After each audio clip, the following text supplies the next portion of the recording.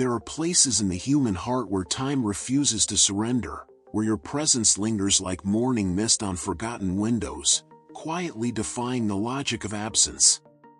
Tonight, as shadows stretch across empty rooms and silence settles like dust on well-worn furniture, I find myself contemplating a mystery that has haunted me through countless sleepless hours. It's the puzzle of how someone can be gone from sight yet remain so vividly present in the chambers of memory that their existence feels more real than the chair I'm sitting in, more tangible than the breath moving through my lungs. Perhaps you've felt it too, that strange sensation of walking through your days carrying invisible passengers. They ride along in the way you pause before making decisions, asking yourself what they might have thought. They whisper in the familiar phrases that slip from your tongue, words seasoned with their particular wisdom. They live in the way your hands move when you're cooking their favorite meal, even though no one else is there to taste it. This isn't grief, exactly. Grief is sharp and demanding, insisting on its presence like a fever. This is something quieter, more profound. It's the recognition that love doesn't evaporate when a beloved disappears from view. Instead, it transforms, becoming something more concentrated, more essential. Like water becoming steam, it changes form but never truly leaves. I've been thinking about Mrs. Henderson from down the street. She passed 3 winters ago, but I still catch myself glancing toward her kitchen window at 5 in the evening, expecting to see the warm glow of her lamp as she prepared dinner for one. Her granddaughter visits sometimes, walking through those same rooms, and I wonder if she feels it too, that presence that refuses to be erased, that gentle persistence of being that outlives breathing. There's something both beautiful and haunting about this phenomenon. We spend so much of our lives worried about being forgotten, about leaving no trace, about the possibility that our absence might go unnoticed. Yet here's the truth that reveals itself only with time: the deepest connections we forge don't dissolve when the physical thread is cut. They embed themselves in the architecture of other hearts, becoming part of the foundation upon which other lives are built. Think of memory not as a photograph fading in sunlight, but as a living garden that someone else tends in your absence. Every time your name crosses their lips, every moment they pause to consider what you would have said or done, every small ritual they maintain because it connects them to you, these are acts of cultivation. You continue to grow there, in that sacred space, nourished by their attention and care. I remember my grandfather's hands. Thick fingers marked by decades of honest work, always slightly stained with motor oil or garden soil. He could fix anything: engines, broken toys, wounded hearts. When I face a problem that seems impossible, those hands appear in my mind, methodical and patient, showing me that every challenge has a solution if you're willing to look closely enough and work steadily toward it. He never knew that 30 years after his passing, his hands would still be guiding mine. He couldn't have imagined that his particular way of tilting his head when he listened, really listened, would become my own habit when friends need someone to hear them. He lives on, not in photographs or formal memorials, but in the unconscious mimicry of love, in the way his values and approaches have woven themselves into the fabric of who I've become. This is how we transcend the limitations of flesh and time. We become embedded in the decision-making processes of those who loved us. We exist in their muscle memory, in their inherited wisdom, in the stories they tell about us that reshape with each telling, becoming more mythical and more true simultaneously. Sometimes I think about the people who carry pieces of me forward, and I'm humbled by the responsibility. Not the formal responsibility of legacy or reputation, but the intimate responsibility of having shaped someone's inner landscape. There's a young neighbor who borrowed my grandmother's recipe for apple pie. She makes it every autumn now, and in her kitchen, my grandmother's careful measurements and patient techniques live on. 3 generations of women connected through flour and cinnamon and the particular way we've learned to roll dough thin enough to see through. The recipe has probably changed over the years, a pinch more spice here, a different variety of apple there, but the essence remains. The care, the intention, the way making pie becomes an act of love rather than mere cooking.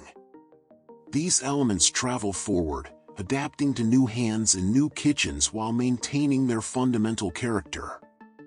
This is what it means to live in someone's memory. Not as a static monument to what was, but as a dynamic force that continues to influence and inspire.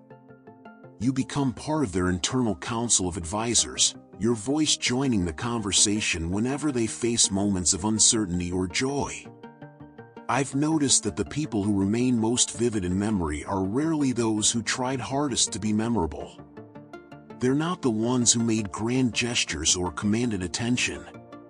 Instead, they're the ones who paid attention themselves, who noticed when you were struggling, who remembered your favorite flower, who called just because they were thinking of you.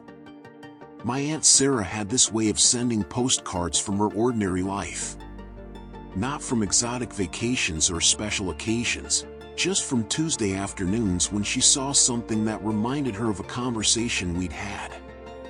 A photograph of clouds that looked like sailing ships because we'd once spent an afternoon making up stories about cloud formations. A picture of an old dog sleeping in a shop window because she knew I missed my own dog who had passed away. Those postcards seemed small at the time, almost insignificant. But now, years after she's gone, I understand their true power. She was teaching me how to stay present in someone's life even when geography or circumstance kept us apart. She was showing me that love is often expressed not in grand declarations but in tiny acts of remembrance, in the simple decision to let someone know they crossed your mind. Now I find myself doing the same thing. Sending photos to friends who live far away, sharing small discoveries that connect to our shared history. In doing so, I keep Sarah alive in my actions, and she continues to shape how I love other people. The mathematics of this phenomenon are beautiful and complex. One person's influence radiates outward in ways they could never calculate or control. Your patience with a cashier on a difficult day might be observed by a child who learns that kindness is possible even when we're tired. Your way of listening without immediately offering solutions might be adopted by a friend who then brings that same gift to her own relationships. You exist in the echo chamber of human connection, your particular frequency adding its note to an ongoing symphony that will continue long after your individual voice has faded from direct hearing. There comes a moment in every long life when you realize you've become a bridge between worlds, carrying forward the voices and wisdom of those who came before while simultaneously planting seeds in the hearts of those who will continue after you're gone. It's a moment of profound recognition, sometimes arriving in the middle of an ordinary Tuesday, that you are both receiver and transmitter in an endless chain of human memory. I felt it most clearly last spring while teaching my neighbor's daughter how to tend a garden. As I showed her how to prepare the soil, how to plant seeds at just the right depth, how to water gently but consistently, I heard my mother's voice flowing through my own words.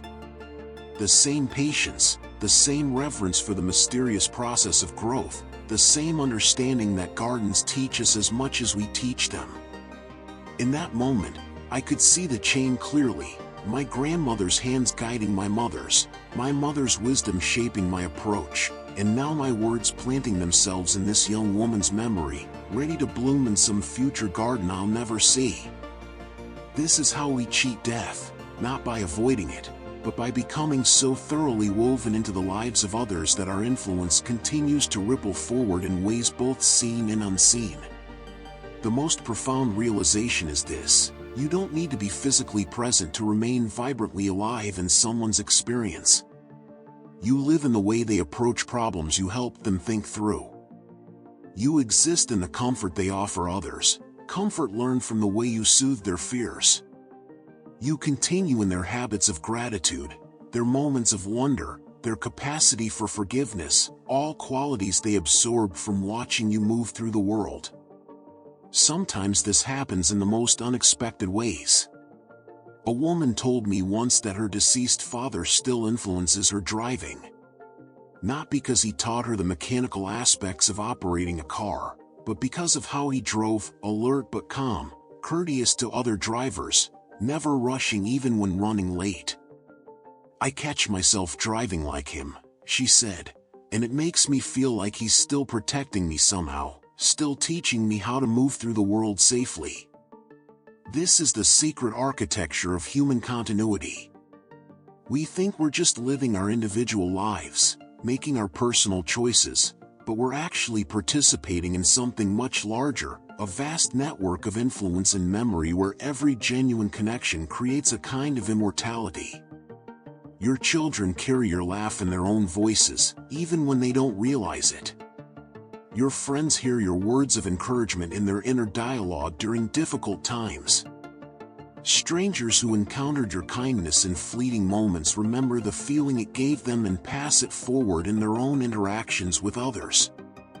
You become part of the emotional weather of other people's lives. Your memory creates sunshine on their cloudy days, offers shelter during their storms, provides the gentle breeze that helps them move forward when they feel stuck. This isn't metaphor, it's the literal truth of how human hearts work, how love operates across the boundaries of time and physical presence. The beautiful irony is that this form of existence is often richer and more influential than the daily presence we worry so much about losing. When you're physically present, you're constrained by your human limitations, your moods, your bad days, your momentary impatience or distraction. But in memory, you're distilled down to your essential self, your best qualities amplified and your temporary shortcomings softened by the forgiving alchemy of time and love. This is why the question, "Why do you still live in the memory of those who don't see you?" reveals its own answer. You live there because you were worth remembering. Because in the brief time your paths crossed, you offered something valuable: comfort, wisdom, laughter, understanding, or simply the irreplaceable gift of your authentic presence. You live there because love, once kindled, doesn't require physical proximity to continue burning. As evening settles around us like a familiar blanket, I want to leave you with this thought. Right now, in this very moment, you exist in places you can't see, in hearts you may have forgotten you touched, in memories that sustain people through challenges you'll never know they faced. There's a profound peace in understanding this, that your influence extends far beyond your ability to track or control it. Somewhere, someone is making a decision with greater kindness because of the example you set. Someone is finding courage in a memory of your encouragement. Someone is choosing patience over frustration because they remember how you handled a similar situation with grace. You are more than your physical presence has ever been able to contain. You are a ripple in the vast lake of human connection, your initial splash long past but your waves continuing to reach distant shores, touching lives in ways both gentle and transformative. The people who carry you forward in their memories aren't doing so out of obligation or mere nostalgia. They do it because you became part of their internal landscape, part of their navigation system for moving through life's complexities. You live in them because you helped them become more themselves, more capable of love, more resilient in the face of hardship. This is your true legacy, not the formal markers of achievement or recognition, but the quiet continuation of your best self in the daily choices of people whose lives intersected with yours. You are present in their prayers and their laughter, in their problem solving, in their moments of joy, in their capacity to comfort others because they remember how it felt to be comforted by you. So rest easy tonight, knowing that even as your body moves through the visible world with its limitations and fatigue, another version of you, perhaps the truest version, continues to walk through unseen territories, offering guidance and comfort to hearts that still turn toward your remembered light. You are not just remembered, you are actively alive in the ongoing story of human love and connection. And that story, unlike our individual chapters, has no ending, only the endless turning of pages, each one inscribed with the influence of every soul who chose to love fully while they had the chance. If these words have stirred something in your own heart, if they've reminded you of someone whose memory still walks with you through your days, I'd love to hear about it. Sometimes the most healing thing we can do is share these invisible connections, to speak aloud the names of those who continue to shape us from beyond the boundaries of sight.